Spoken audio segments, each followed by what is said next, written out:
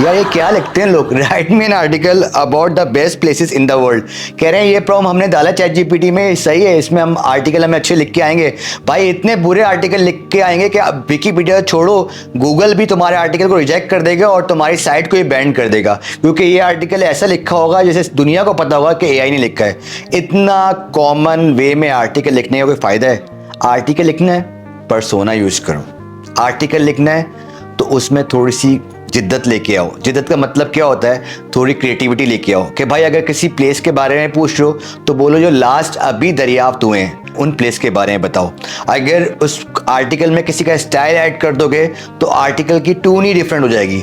अगर उसमें बता दोगे कि किस तरह से लिखना है और किन लोगों के लिए लिखना है तो आर्टिकल लिखने का मकसद ही चेंज हो जाएगा।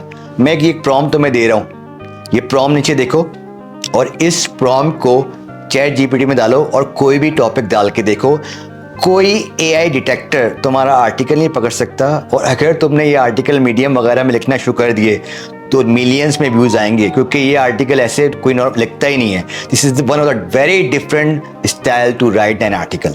दुआओं में याद रखना। और अगर अभी भी प्रॉम्प्ट समझ नहीं आ रहा तो कमेंट में जो है आर्टिकल लिखो, तुम्हारे पास जो है प्रॉम्प्ट आ जाएगा। टेक केयर, अल्लाह हाफिज़।